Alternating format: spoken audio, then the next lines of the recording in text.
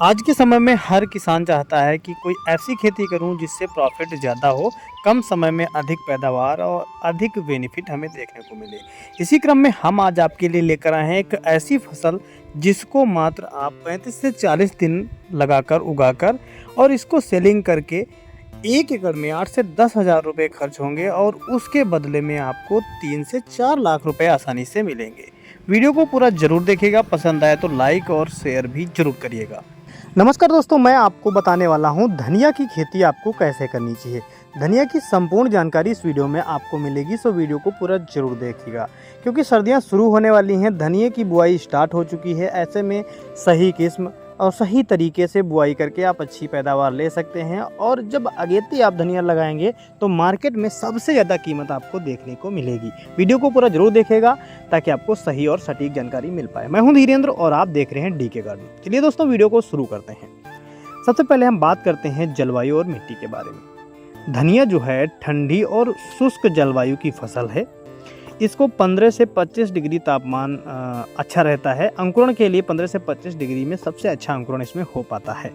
बलुई दोमट मिट्टी सबसे अच्छी मानी जाती है और जल निकास की उचित व्यवस्था आपको बनाए रखना है ताकि जल भराव ना हो और आपकी फसल को कोई नुकसान ना हो। पीएच मान की बात की जाए तो 6.5 से 7.5 के बीच उत्तम माना जाता है। इससे आपको पैदावार अच्छी मिलेगी। इन सभी चीज़ों का ध्यान में रखकर आप बुआई कर सकते हैं। खेत की तैयारी की बात की जाए तो सबसे पहले 2 से 3 आपको गहरी जुताई करके थोड़ी दिनों के लिए 4 से 7 दिनों के लिए छोड़ देना है।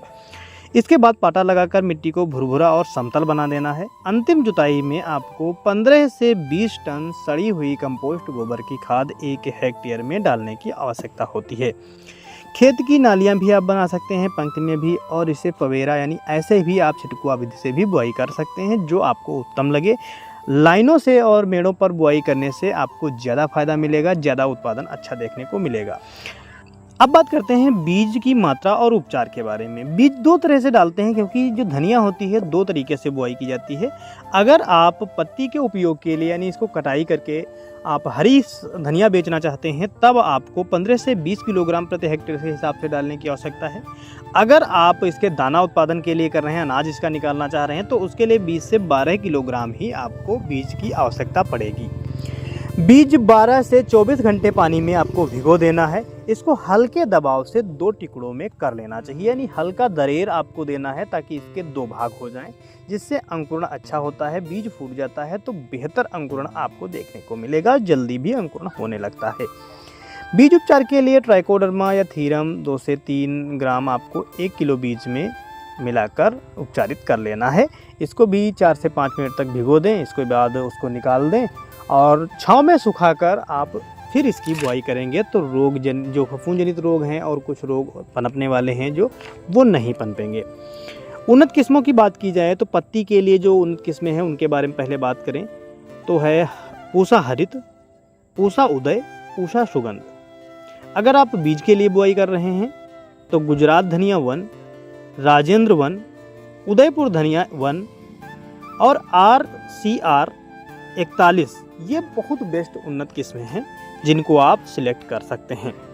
बुआई की विधि आप कतार से रख सकते हैं। अगर कतार से रखते हैं तो 25 से 30 सेंटीमीटर की दूरी रखनी है और पौधे से पौधे की दूरी 10 से 15 सेंटीमीटर आपको दूरी रखनी है। और बीज के लिए आपको 2 सेंटीमीटर गहरी बुआई करनी है और हल्की मिट्टी डालकर फिर इसके बाद सिंचाई भी आप कर सकते हैं। अगर आपके खेत में नमी अच्छी है तो सिंचाई की आवश्यकता आपको नहीं पड़ेगी। खाद और उर्वरक प्रबंधन की बात करें तो प्रति हेक्टेयर के हिसाब से यहाँ पर हम खादें बता रहे हैं। तो नाइट्रोजन यानी यूरिया आपको 60 से 80 किलोग्राम, फास्फोरस 40 किलोग्राम, पोटेशियम आपको 30 किलोग्राम बेसल डोज में देने की आवश्यकता होती है। फास्फोरस और पोटास की मात्रा नाइट्रोजन की आधी आपको रखनी चाहिए। शेष नाइट्रोजन आपको 2 बार टॉप ड्रेसिंग में देना है, 25-30 दिन पर, और फिर इसके 40 से 50 दिन पर आपको देना है। सूक्ष्म पोषक तत्वों में अगर आपकी धनिया में हरियाली कम दिखाई दे रही है तो बोरान और जिंक का स्प्रे करेंगे। पत्तियां चमकीली दिखाई देंगी और हरी भरी भी दिखाई देंगी। और इसमें आप एक बार सल्फ़र भी डाल सकते हैं। सल्फ़र से इसकी खुशबू भी बढ़ जाती है। जब आप अगर दाने के लिए कर रहे हैं तो जब दाना उसमें फूल बनने के बाद दाना बनना स्टार्ट होता है तब आपको सल्फ़र देने की काफ़ी ज़्यादा ज़रूरत होती है। सल्फ़र और पोटेशियम देने से NPK 0050 देने से बेहतर रिजल्ट देखने को मिलेगा। सिंचाई की बात की जाए तो पहली सिंचाई तुरंत आप बाद में भी कर सकते हैं अगर नमी कम है।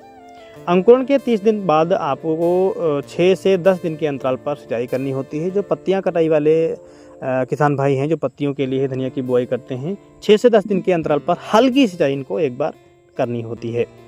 फूल और दाना के समय पर्याप्त नमी की आवश्यकता होती है, जिससे कि दानों का भराव अच्छा होता है, दाना मोटे और चमकीले होते हैं। अंतिम सिंचाई दाना पकने के समय आपको कर देनी है, इसके बाद आप हार्वेस्टिंग इसकी कर सकते हैं। धनिया में खरपतवार नियंत्रण के लिए आपको 20 से 25 दिन पर निराई गुड़ाई की आवश्यकता होती है। निराई गुड़ाई इसका बेस्ट साधन है। आवश्यकता के अनुसार ही निराई गुड़ाई आप 40 से 45 दिन पर भी कर सकते हैं। मल्चिंग या प्लास्टिक कवर खरपतवार में सबसे अच्छा माना जाता है। अगर आप जो मेड़ विधि से कर रहे हैं, लाइन से कतार से बुआई कर रहे हैं, तब आप मल्चिंग या प्लास्टिक कवर का भी उपयोग कर सकते हैं। रोग नियंत्रण के लिए आप कुछ चीज़ें ध्यान रख सकते हैं, जैसे कि इसमें लीफ ब्लाइट, झुलसा इत्यादि आता है, तो कॉपर ऑक्सीक्लोराइड और मैंकोजेब का छिड़काव आप समय पर करें। जब पत्तियां झुलसती जल्दी दिखाई दें तब इसका स्प्रे करेंगे तो बेहतर रिजल्ट मिलेगा।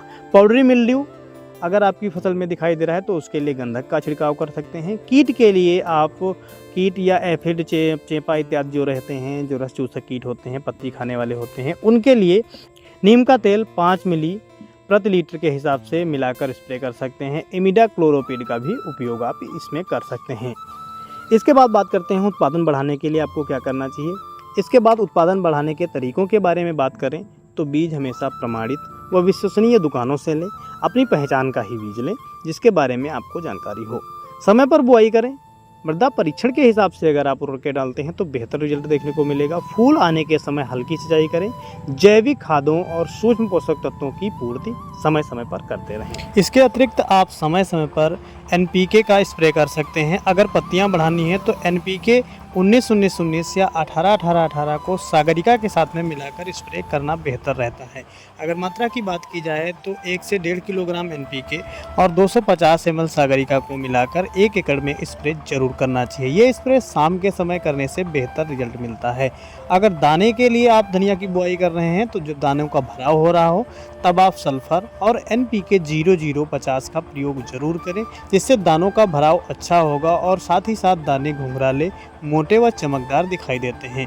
धनिया में अगर आप ये छोटे छोटे कार्य करते हैं तो बेहतर आपको रिजल्ट मिलेगा। पत्तियां हरी भरी रहेंगी, बार बार कटाई आप कर पाएंगे और दाने भी अच्छे बनेंगे।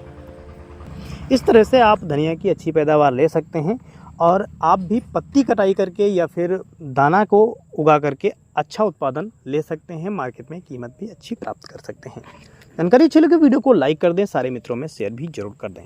धन्यवाद।